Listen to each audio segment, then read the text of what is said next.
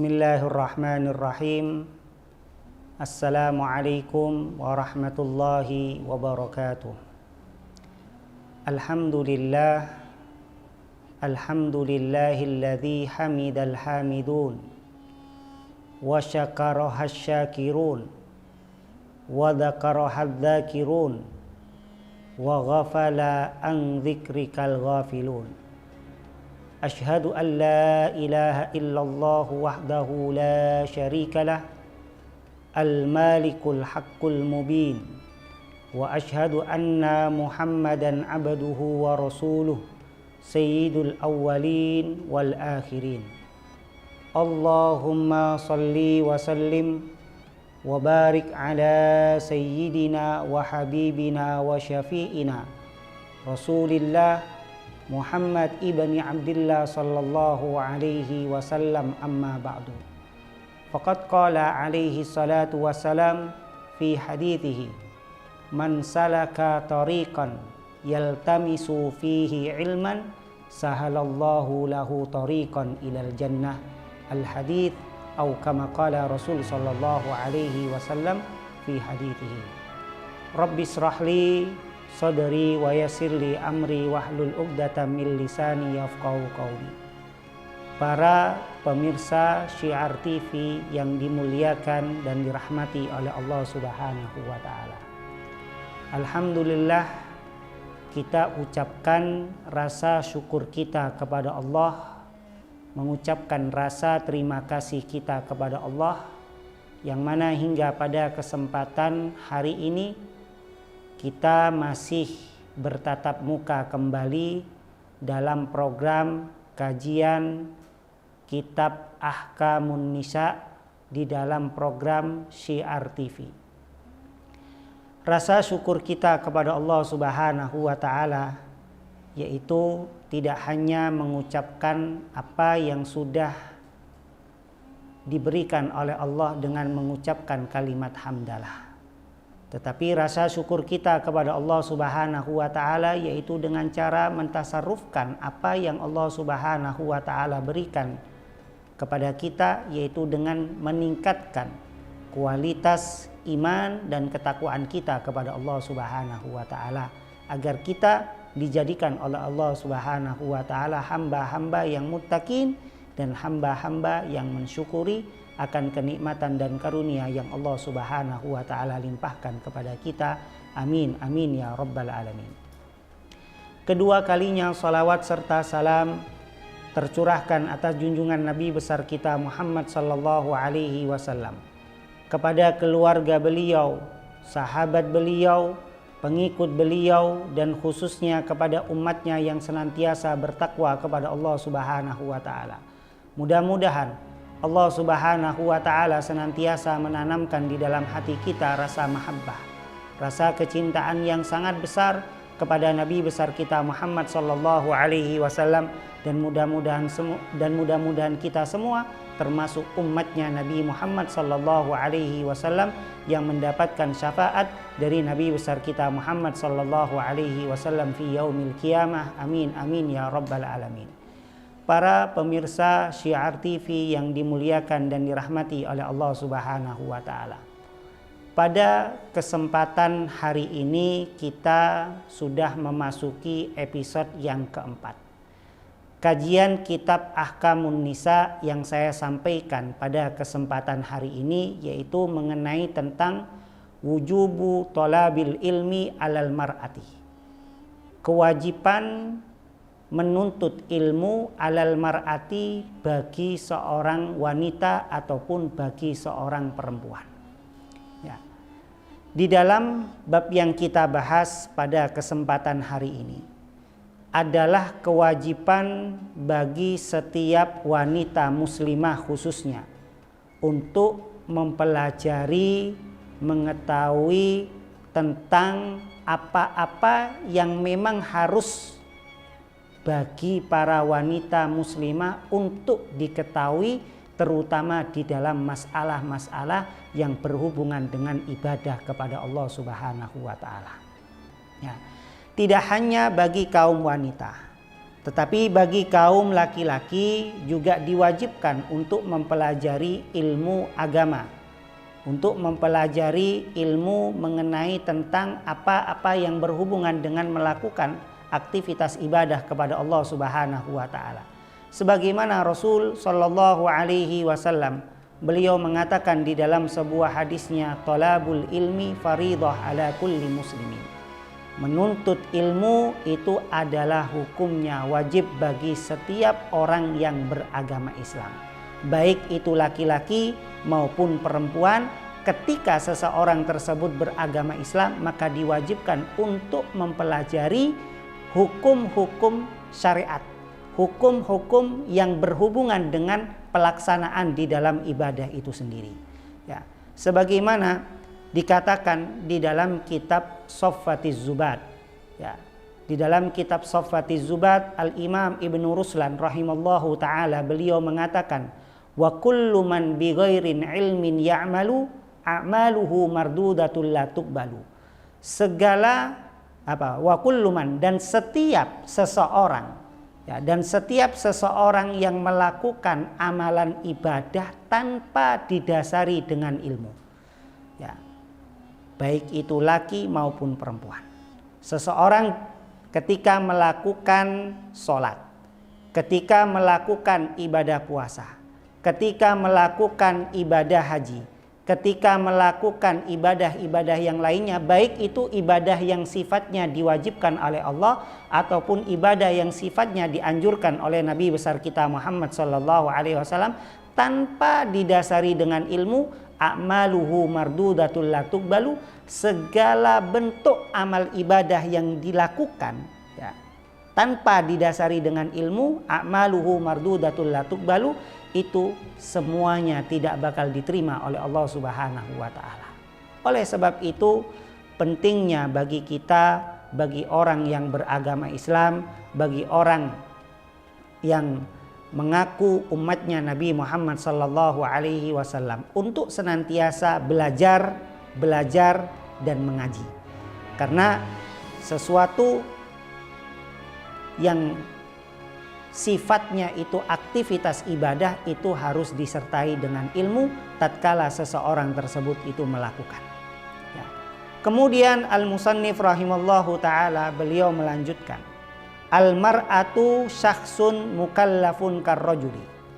Jadi seorang perempuan, yaitu perempuan ataupun para wanita, khususnya wanita muslimah, syakhsun mukallafun karrajuli, ketika ia sudah beranjak dewasa, berusia balik, dan dia itu memiliki akal yang sehat, karrajuli, itu sama seperti orang laki-laki.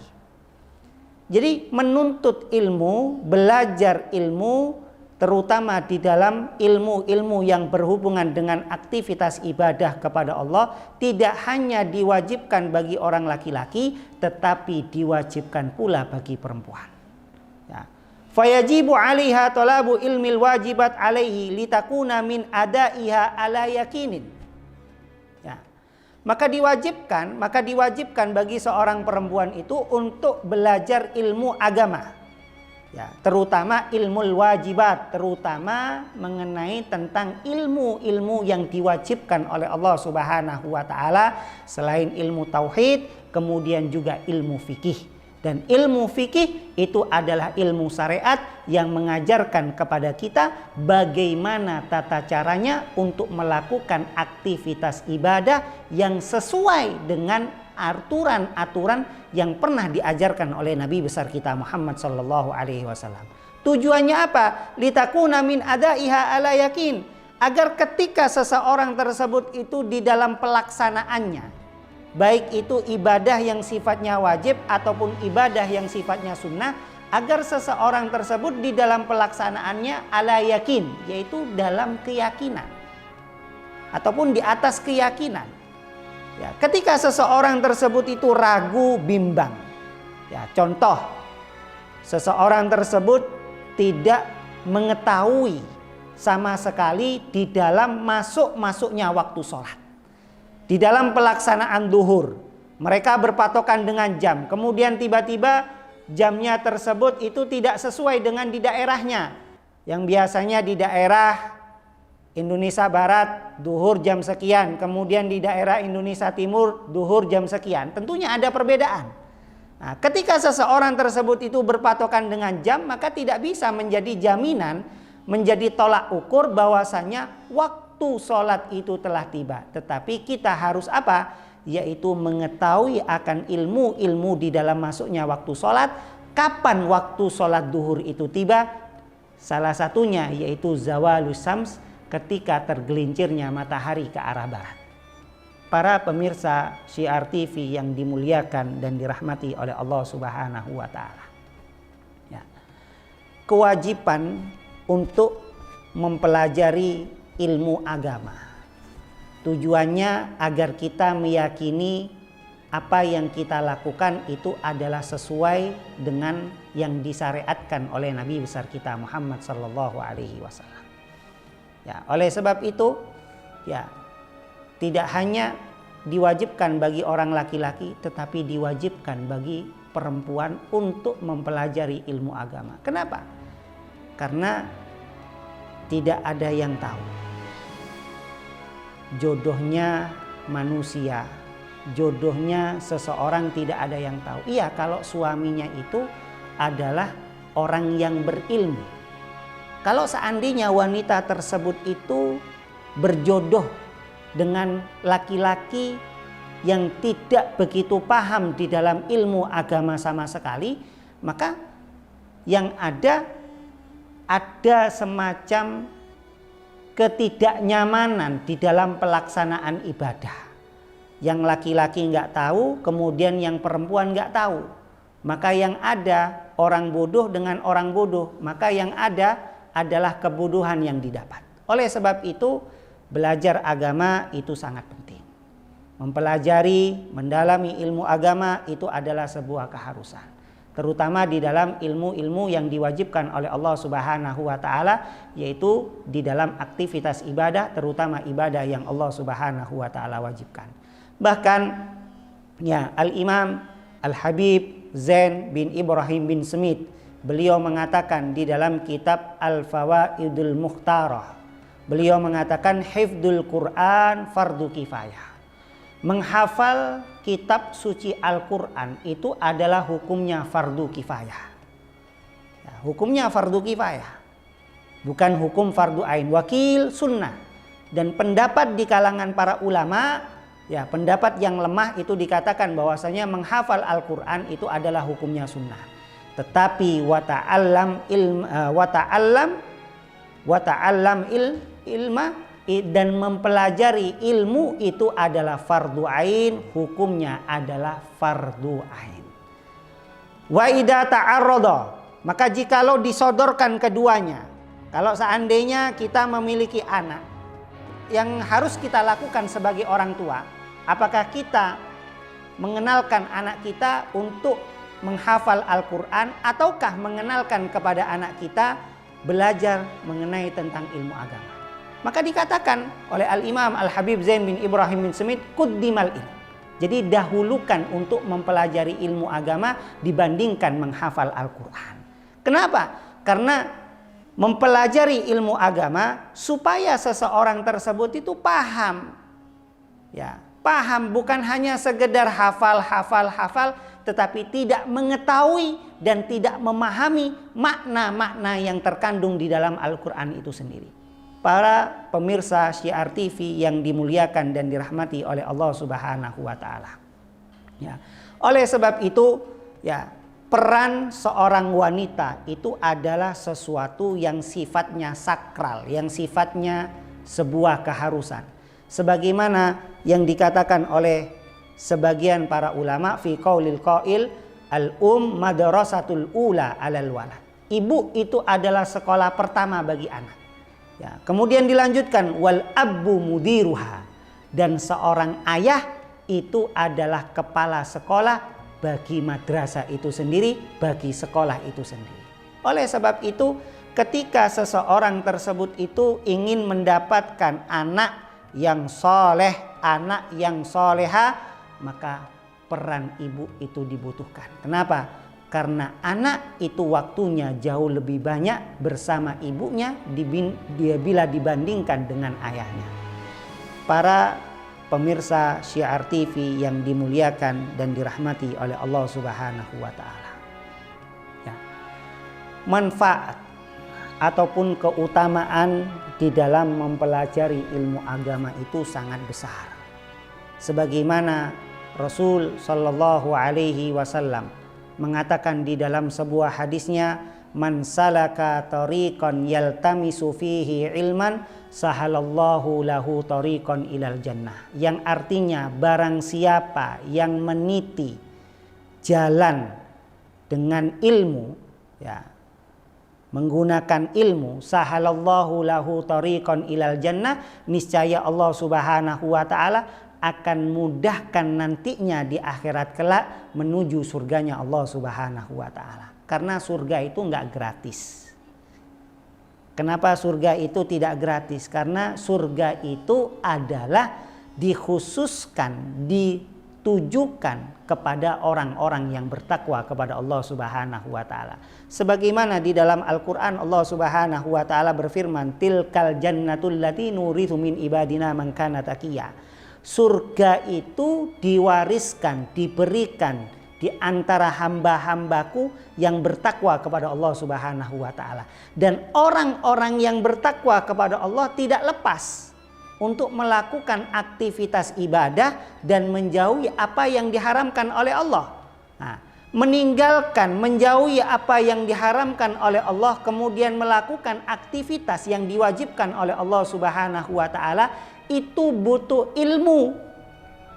Bagaimana caranya ibadah yang baik, bagaimana caranya ibadah yang benar, kemudian bagaimana caranya mengetahui apakah hal itu diperbolehkan, apakah hal itu dihalalkan, apakah hal itu dimakruhkan, apakah hal itu dimubahkan, apakah hal itu diwajibkan. Kalau seseorang tersebut tidak mempunyai ilmu, tidak memiliki pengetahuan di dalam agama, maka seseorang tersebut akan mendapatkan semacam dilema, kebimbangan di dalam kehidupan. Apakah ini boleh, apakah ini tidak boleh, apakah ini halal, apakah ini haram, apakah ini wajib, apakah... Nah, oleh sebab itu, ya, belajar ilmu agama itu sangat penting. Mempelajari ilmu agama, memahami ilmu agama itu sangat penting. Sebagaimana tadi yang saya katakan, Al-Imam Al-Habib Zain bin Ibrahim bin Semit, kalau seandainya kita punya anak, ya, kalau seandainya kita punya anak, maka mana yang didahulukan? Apakah anak kita taruh di tempat hafal Quran, ataukah anak kita taruh di tempat untuk mempelajari ilmu agama? Beliau mengatakan quddimal ilm. Jadi dahulukan, tempatkan anak kita untuk mempelajari ilmu agama. Minimal pokok-pokok dasar di dalam melakukan aktivitas ibadah, terutama ibadah yang diwajibkan oleh Allah. Contohnya seperti apa? Sholat 5 waktu harus paham dulu. Kemudian caranya wudhu harus paham dulu. Kemudian caranya sholat, rukun-rukunnya sholat, apa yang membatalkan sholat, ya ini kita ajarkan. Barulah kita taruh di tempat tahfidz, yaitu tempat hafalan Quran. Ya, supaya apa? Karena ketika seseorang tersebut menyentuh Al-Quran, itu harus juga memiliki ilmu. Bagaimana memperlakukan Al-Quran, bagaimana memuliakan Al-Quran, bagaimana menghormati Al-Quran, itu butuh ilmu.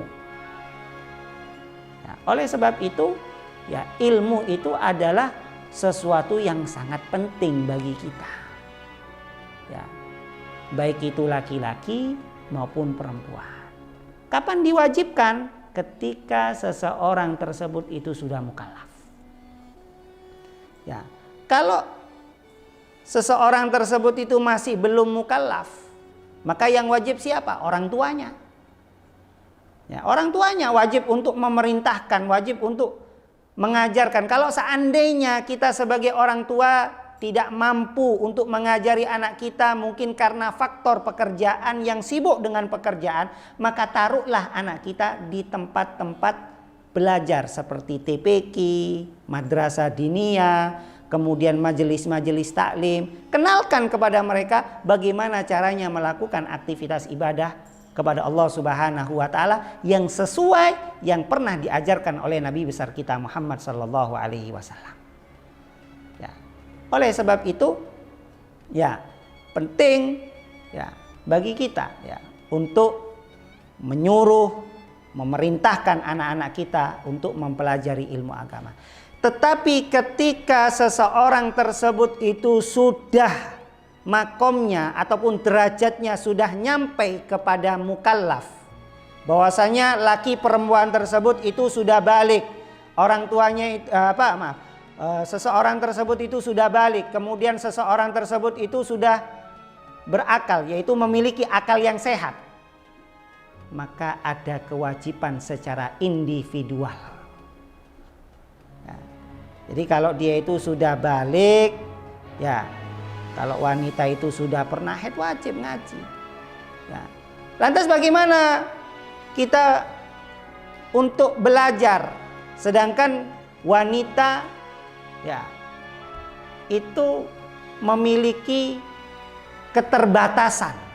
Keterbatasan apa? Keterbatasan tempat di dalam belajar. Ya.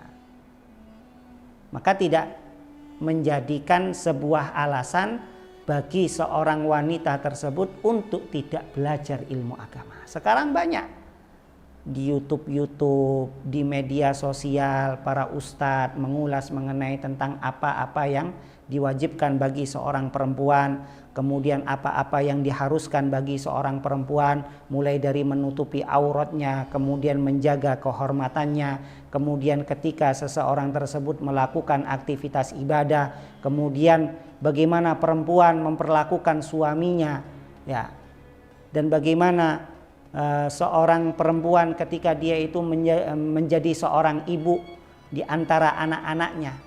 Dan itu adalah sebuah keharusan, itu adalah sebuah kewajiban. Ya.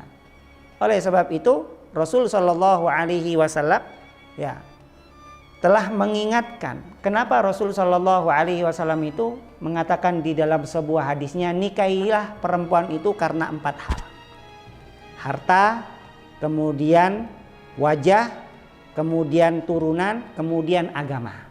Kenapa Rasul Shallallahu Alaihi Wasallam kalau seandainya disuruh memilih dari keempat-empatnya, maka pilihlah agamanya. Kenapa pilih agamanya? Karena ketika wanita tersebut itu memahami dalam ilmu agama, maka terbentuklah keluarga yang sakinah, mawaddah warahmah, dan terbentuklah karakter-karakter yang ada di dalam anak-anak mereka yang mereka miliki. Tapi ketika seorang ibu tidak memiliki ilmu agama, dalam keadaan mengandung, ya, ibunya suka berbicara kotor. Ya. Kemudian dalam keadaan menggendong anak-anaknya, ibunya suka ghibah. Ibunya memberikan contoh yang tidak baik, mulai dari perilakunya, kemudian mulai dari pakaiannya, kemudian mulai dari tutur katanya. Dan itu adalah sebuah keharusan bagi seorang wanita untuk belajar ilmu agama agar kita mendapatkan keturunan-keturunan yang soleh dan soleha. Sebagaimana yang di awal muqaddimah yang pernah saya jelaskan, bahwasanya tidak ada seorang wali Allah itu kalau tidak memiliki seorang ibu yang soleha. Ya. Wali-wali Allah mau di kalangan Alawiyin ataupun di non-Alawiyin itu pastinya memiliki ibu yang luar biasa. Kenapa? Karena ibu itu adalah wali yang senantiasa memberikan doa dan memberikan contoh yang baik kepada anak-anaknya. Para pemirsa Syiar TV yang dimuliakan dan dirahmati oleh Allah Subhanahu wa taala. Fa illam yakun laha abun au akhun au jauzun au mahramun. Maka jikalau seandainya seorang wanita tersebut itu dia tidak memiliki ayah, atau dia memiliki ayah tapi nggak bisa ngajarin, ya, Atau wanita tersebut memiliki saudara laki-laki tapi tidak bisa ngajarin. Atau dia memiliki suami tapi suaminya tidak bisa ngajarin. Maka bagaimana caranya wanita tersebut itu untuk belajar? Yaitu dengan cara bertanya. Kepada siapa? Yang pertama adalah kepada para ustadzah-ustadzah. Karena di akhir zaman ini ya tidak hanya para ustadz yang ada, tetapi para ustadzah-ustadzah pun juga banyak, baik itu di majelis taklim ataupun di media sosial, kemudian di media elektronik. Nah, dan di situ terdapat tanya jawab, dan itu adalah kesempatan bagi kita khususnya para wanita untuk bertanya sedetail mungkin apa permasalahan-permasalahan di dalam melakukan aktivitas ibadah itu sendiri. Para pemirsa Syiar TV yang dimuliakan dan dirahmati oleh Allah Subhanahu wa taala, demikian yang bisa saya sampaikan ya.